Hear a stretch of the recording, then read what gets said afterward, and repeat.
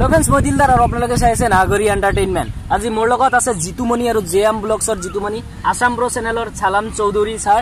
Actually এটা কথা discuss কৰিবলৈ আমি ইয়াতে একেলগ হৈছো, মানে তিনিজন একেলগে আছিলো, কিন্তু এটা কথা একচুৱেলি আপোনালোকৰ লগত সকলোৰে লগত ডিছকাছ কৰিব বিচাৰিছো। সেইটো হ'ল যোৱা পৰহি মানে যোৱা 2-3 দিন মান আগতে বিশ্বনাথ চাৰিআলিত যিটো ঘটনা হ'ল, চৌকাত আলী নামৰ মানুহ এজনক মানে মাৰা হ'ল, পিটন দিয়া হ'ল, বয়সীয়াল মানুহ প্ৰায় 70 বছৰমান বয়স হ'ব। এইটো মতে মই ভিডিঅ' এটা বনাইছো আৰু তাৰ পিছতে সেই মানুহজনক জোৰ জবস্তি কৰি গাহৰিৰ মাংস খুৱাই দিয়া হ'ল।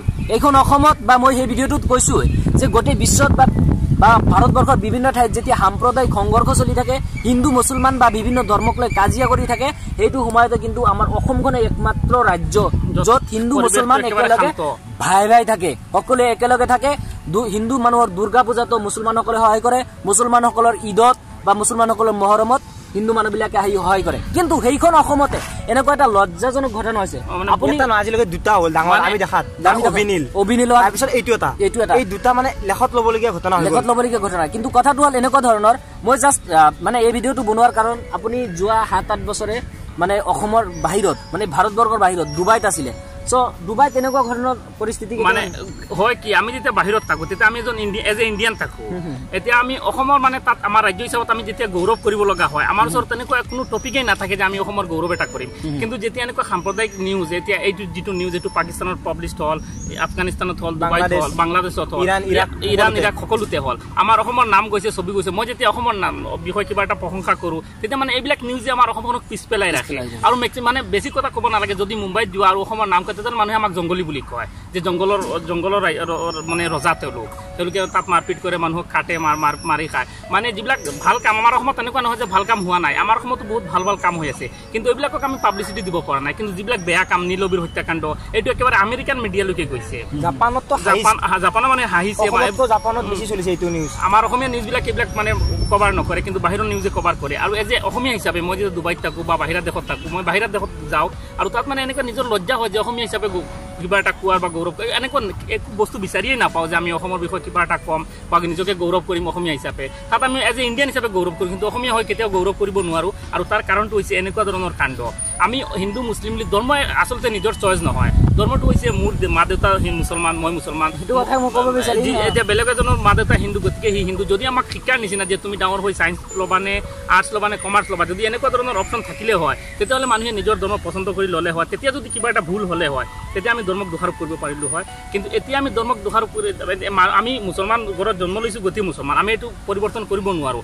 আৰু নিজৰ ধৰ্মক সদায় মানুহে ৰেচপেক্ট কৰে। আৰু ৰেচপেক্টৰ অৰ্থ এইটো নহয় যে বেলেগক তুমি মাৰি কৰা বা তোমাৰ ধৰ্মক তুমি এশবাৰ ভাল ক'ব পাৰা, কিন্তু বেলেগক ধৰ্মক তুচ্ছ তাচ্ছিল্য কৰাৰ অধিকাৰ তোমাক কোনেও দিয়া নাই। গতিকে আমি অসমীয়া হওঁ, এজ এ অসমীয়া, আমি হিন্দু মুছলিম পিছৰ কথা, আগতে অসমীয়া হ'ব লাগিব। আৰু অসমীয়া আমাৰ অসমৰ মানে শান্তি সমৃদ্ধি বিনষ্ট নহয়, ৰাজনৈতিক নেতাৰ কবলৰ পৰা ওলাই আহি এজ এ আছামিজ মানে এটা ষ্ট্ৰং অসমীয়া কমিউনিটি গঢ়ি তুলিব লাগিব।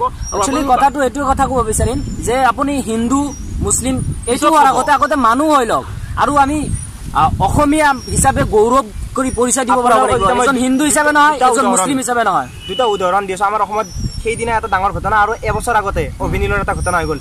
যিটো অভিনীলে আমি অসমীয়া বুলি কৈ আছিল, তাৰে পিছতো আমাৰ অসমৰ মানুহ হত্যা কৰিছিল। এইটো এটা কিমান ডাঙৰ কাম। সেইদিনা আমাৰ ইয়াতে আপোনালোকক এটা কথা কওঁ, কৰ্মই ধৰ্ম।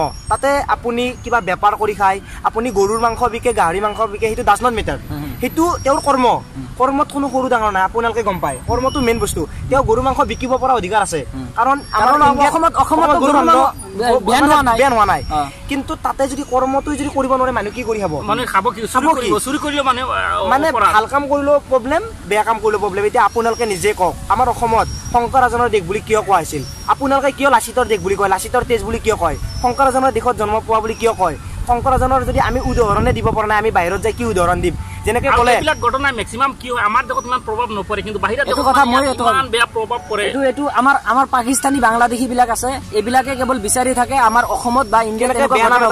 এতিয়া কথাটো হওক যে ইয়াতে যিটো ঘটনা হ'ল, এইটো মানে কিছু সংখ্যক উগ্ৰ হিন্দু মানুহবিলাকে মুছলমান মানুহ এজনক এটাক কৰিলে। কিন্তু তাৰ মানে এইটো নহয় যে ইয়াতে চব মুছলমান মানুহবিলাকক মানে হাৰাশাস্তি কৰা হৈ আছে বা চব হিন্দু মানুহবিলাক বেয়া। এই ঘটনাটো সেইটো নোচায়। কিন্তু পাকিস্তানৰ মানুহবিলাকে বা বাংলাদেশৰ মানুহবিলাকে, মই পাকিস্তানী এটা ইউটিউবাৰক পালো, তেওঁ নিউজটো এনেকে বনাইছে তেওঁ ভিডিঅ'টো তেনেকে কৈছে যে আমাৰ ভাৰতবৰ্ষত আমাৰ অসমত মুছলিমক হিন্দু মানুহবিলাকে অত্যাচাৰ কৰি আছে। এটা মোৰ ঘটনা ক'ব বিচাৰো। এদিনাখন মই বাহিৰত থাকো, ডুবাইত থাকো, মোক এজন পাকিস্তানীয়ে সুধিলে তোমাৰ ঘৰ ক'ত? মই ক'লো অসম। ইণ্ডিয়াত হয়। তাত মানে অসমীয়া ক'ব নোৱাৰো, ইণ্ডিয়ান ক'লে তোমালোকতো বহুত কষ্টত আছা, তাত হিন্দুবিলাকে তোমালোকক কিমান অত্যাচাৰ কৰে। কসম যে মোৰ এদিনাখন ইমান খং উঠিছিল। মই ক'লো তোমাক কেনেকুৱা গম পালা? এইটো উদাহৰণটো কেনেকে হৈছে জানেনে? মই আপোনালোকক কওঁ, মানে সৰু সৰু এইটো কাহিনীটো যে হৈ গ'ল, আমাৰ অসমত প্ৰভাৱ পৰা নাই। আমাৰ অসমত অসমত জানে যে আমি আমাৰ হিন্দু মানুহবিলাকেও গম পাইছে বা আমাৰ মুছলিম মানুহ যিবিলাক আছে সেইবিলাকেও গম পাইছে যে এইটো কথা কিছু সংখ্যক ফাল্টু মানুহৰ কাৰণে যিবিলাকে কাম কৰিছে, পলিটিচিয়ানৰ কাৰণে, ৰাজনীতি বা ফটোমিৰ কাৰণে এনেকুৱা হৈছে। এইটো আমাৰ অসমৰ মানুহে বুজি পাইছে, কিন্তু বাংলাদেশী পাকিস্তানী বিলাকে এইবিলাকে বুজি নাপায়। কি ভাবে যে গোটেই মানে মুছলিম কমিউনিটিকে বদনাম কৰা হৈছে বা হিন্দু মানুহবিলাকে মই মোৰ জীৱনত যিমান বন্ধু লগ পাইছো মেক্সিমাম মোৰ হিন্দু আজিলৈকে মই তেওঁলোকৰ ঘৰত যাওঁ। এতিয়া মই অহাকালি মই নলবাৰীত যাম, তাত গ'লে বিহুত নাচিব পাৰিম চাগে, বেলেগ কিবা কিবি মোৰ মানে কোনো দিনে বেয়া লগা নাই। কিন্তু মানুহে আমাৰ মনত আমাৰ অসমত থাকি যদি এটা ভাব আহে হিন্দু মুছলমান, তেনেহ'লে আমাৰ অসমখন কেতিয়াও আগত নাযায়। আপোনালোকক মই ৰিকুৱেষ্ট কৰিম, এটা কথা ক'ম যে চাওক, অভিনীলৰ হত্যাকাণ্ডৰ লগতে সেইটো হত্যাকাণ্ডে আমাক কি বুজাইছে জানেনে? হয়তো আমাৰ অসমত একো প্ৰভাৱ পৰা নাই বা আমাৰ অসমৰ গভৰ্ণমেণ্টে একো একশ্যন ল'ব পৰা নাই, মানি লৈছোঁ।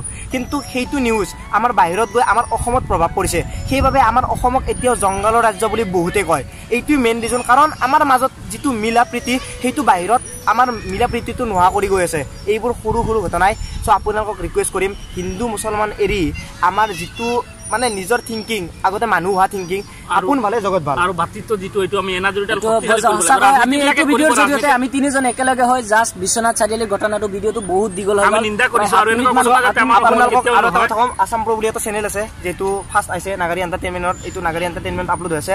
চ' আপোনালোকে ভিজিট কৰিব আৰু লিংক তলত পাব, এই তলত সাবস্ক্ৰাইব কৰিব কিন্তু ডেছক্ৰিপশ্যনত মই দুটা চেনেলৰ তিনিটা চেনেলৰ একচুৱেলি যিটো মই দুটা চেনেল আসাম প্ৰ মই লিংক বিলাক বৰষুণ দিছে, আপোনালোকে ভিডিঅ'টো সকলোৱে হোৱাটছএপত ষ্টেটাছত বিলাই দিয়ক আৰু চ' থেংক ইউ বিশ্বনাথ চাৰিআলিৰ ঘটনাটো আমি আমাৰ ফালৰ পৰা তীব্ৰ ভাষাৰে গৰিহণা দিছো, নিন্দা দিছো। এনেকুৱা ঘটনা হ'ব নালাগে। আৰু লগতে অভিনীলৰ আৰু এইটো ঘটনা এনেকুৱা ধৰণৰ হিন্দু মুছলমান যি ঘটনা হয় চব ঘটনাকে আমাৰ ফালৰ পৰা তীব্ৰ গৰিহণা দিছো।